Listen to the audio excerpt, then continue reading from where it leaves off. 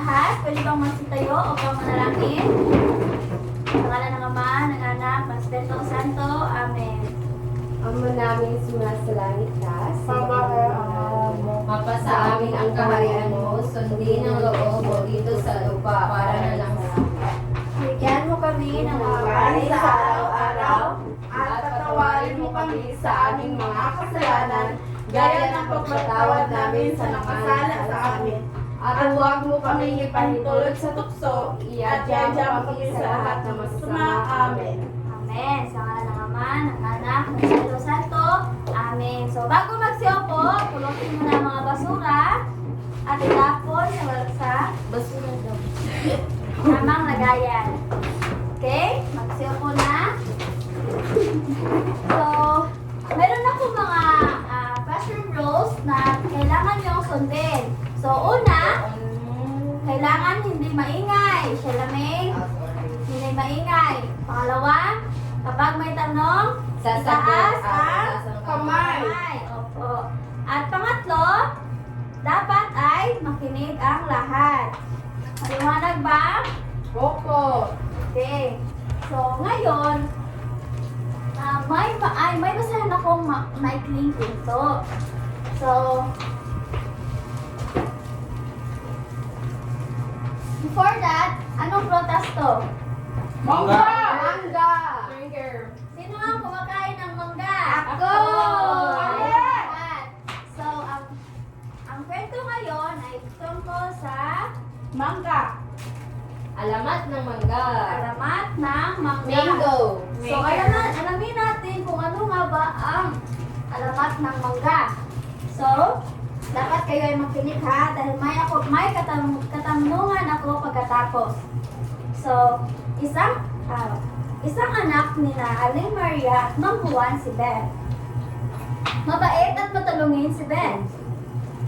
Nagmana siya sa kanyang mga magulang na mabait din naman. Isang araw, isang matandang pulubi ang kinaawaan ni Ben. Inuwi niya ito ang pulubi sa bahay. Ipinagluto at pinakain. Isang araw naman, samantalang nangangahoy, isang matandang gutom na ang nasalubong niya. Pinakain din niya ito at binigyan ng damit. Makaraan ng ilang panahon, nagkasakit si Ben. Sa kabila ng pagsisikap ng mga asawa na pagalingin ng anak, lumubha ito at namatay pagkatapos. Ganoon na lamang ang iyak ng mag-asawa. Kinabukasan, habang nakaburol ang kanilang anak, dumating ang isang diwata. Hiningi nito ang puso ni Ben at binaon ng diwata ang puso sa isang bundok. Ito ay naging punong kahoy na may bungang hugis puso. Marami ang nakikinabang ngayon sa bungang ito. So, kayo ba ay nakikinig? Oo! So, ngayon, meron akong katanungan. Unang tanong, bakit namatay si Ben? Dahil What? ay Ano ang rules? Itaas ang kamay. Okay, Sheila? Koan, nagkasakit si Ben. Malalang sakit. Kaya siya ay namatay. Okay, very good. Thank you, Sheila. Pangalawang tanong, anong klaseng anak si Ben? Rosana? Mabait at matulungin. Okay, very good. Thank you, Rosana. Siya ay isang mabait at matulungin na bata. Pangatlo, ano ang hugis ng bunga na puno na ibinaon ng diwata sa Hugis. bundok? Hugis puso. Okay, very good, Maria. Ito ay naghugis puso. So, ngayon, pagkatapos, ito ang So, ito ang puno ng mangga, no? Ang daming bunga na maraming nakikinabang na tao. So, ngayon, meron akong aktibidad sa inyo patungkol sa alamat.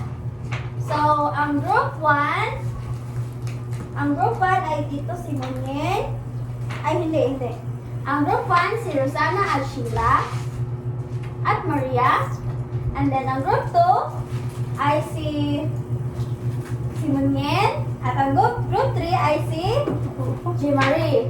So, ang sa group 1 ay mag-role play patungkol sa nabasang alamat.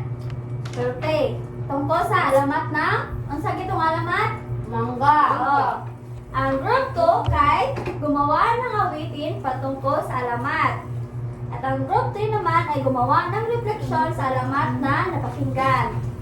Sige, bigyan ko kayo ng 15 minutos upang maghanda sa inyo ang gawain. Kita kay Ate. Ako na gusto.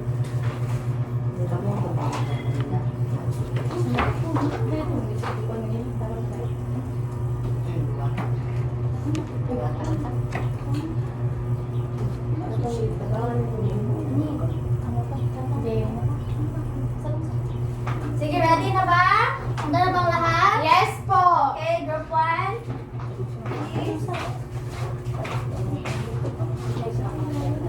Roleplay patungkol sa alamat ng mangga. Wait lang. Okay.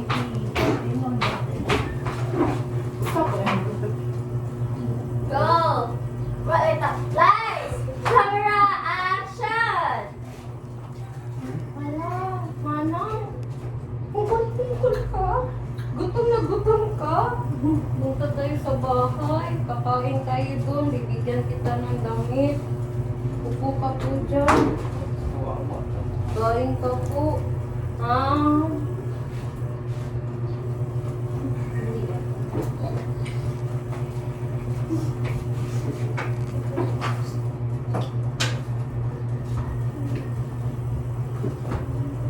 Uy, tandang manong. Gutom ka? Punta tayo sa bahay. Upo ka. Papakainin kita. Mukhang baka. Done! Okay, very good. Bigyan natin ng Mami Indonesia clap. Alam niyo ba yun? From B4. 1, 2, 3. 1, 2, 3. Very good, very good, very good. Okay, tayo lahat. 1, 2, 3. 1, 2, 3. Very good, very good, very good. Okay, group 2. Munyin. Ikaw ay kumanta. Nice job, kanta. Mangga na prutas, masarap, masarap. Ito ay masustansya, kumain. Very good. Bigyan natin ng palakpak. So, last group. Group 3. Bigay ng reflection. So, sa reflection na binasa ng ating guro kanina tungkol sa alamat na mangga na dapat tayo ay maging mabait. Gaya ni Ben na tinutulungan niya ang mga matanda na kung saan siya ay binayaan ng malakas na katawan at yun, dapat tayo ay maging mabait at matulungin sa bawat sa kapwa-tao natin. Okay, salamat. Bigyan natin ng palakpak. So, ngayon, may katanungan na naman ako. Unang tanong, bakit mahalagang makinig ng mabuti? Para maintindihan. Sige, Munyin. Para maintindihan natin. Okay, very good. Thank you, Munyin. Pangalawang tanong, ano ang kahalagahan ng pakikinig sa pagbasa? Sa nagbabasa? Rosana? Para maintindihan ang binasa. Okay, thank you, Rosana. At ang panghuli, ano ang resulta kapag ikaw ay hindi nakikinig? Sheila? Hindi ka makakasagot ng mga tanong. Okay, very good. Thank you. So ngayon, may idea na ba kayo kung ano ang ating tatalakayin sa araw na ito? Opo. Ano ba ang tatalakayin natin ngayon? Tungkol Tungkol sa alamat. alamat. Okay, very good. Ito ay tungkol sa alamat. So, wait lang ha.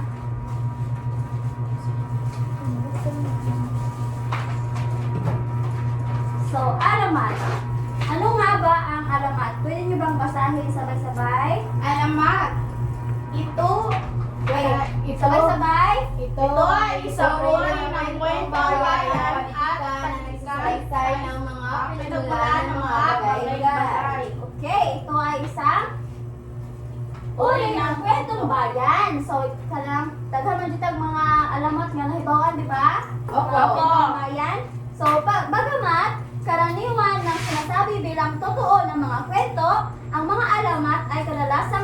man ng mga supernatural, kakaiba, o napaka-imposibleng elemento. So, imposible kayo doon nga.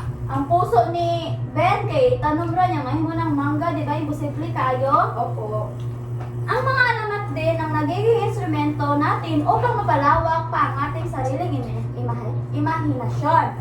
Isa din ito sa mga bagay na ipagmamalaki nating mga Pilipino dahil ang pagbabasa ng mga alamat ay paminsan-minsan nakaapekto sa atin sapagkat iniisip natin na ano kaya ang marahil ang gagawin natin kung tayo ang nasa katayuan ng tauhan. So, ang alamat ay may bahagi. At ang unang bahagi ay ang simula. Gitna, wakas. Okay, very good. So, ang unang bahagi ay simula. Sa simula, makikita natin dito ang tauhan, tagpuan at suliranin. At sa gitna naman ng bahagi ay makikita natin ang kasiglahan, panggulian at kasukdulan ng kwento. At ang wakas naman, makikita dito ang kakalasan at katapusan ng kwento. So ngayon, maghanap kayo ng kapartner upang gumawa ng isang alamat. Maghanap ng isang kapartner. Bigyan ko kayo ng 10 minuto upang gumawa ng isang alamat. Dito nyo, may paper na ba kayo o wala? Wala ko. Okay, ito paper. Group 1, group 2. Alamat Bigyan ko kayo ng 10 minuto. Isa pang paper, teacher.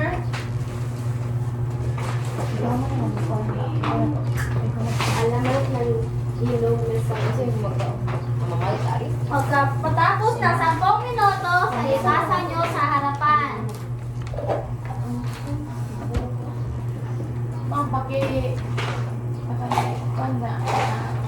Ay, alamat ni Dugong.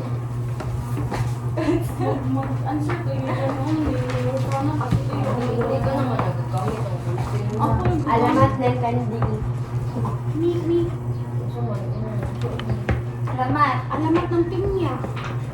Alamat naman pala. Grade 4 naman mo, diba? So, alam nyo na kung paano sumulat ng alamat. Opo. Sa sarili niyong mga imahinasyon. Alamat na. Tapos na si Maria. Ang title ay Alamat ng Anso.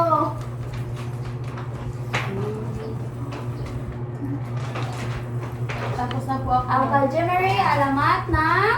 Sani? Buhala sana. Si Muhammad yan, alamat ng... Ito. Alamat ng... Dogong sa McDo. Sana. Wait po.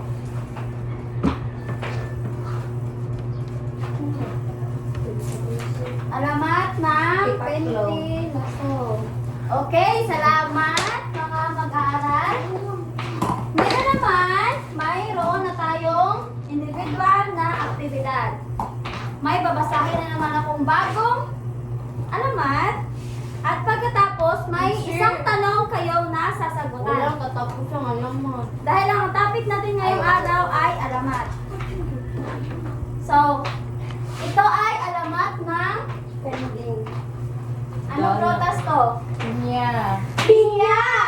Madaming Dalhin mata. natin ang alamat ng Pinya. Kaya teacher, madaming mata. Gaya ni me.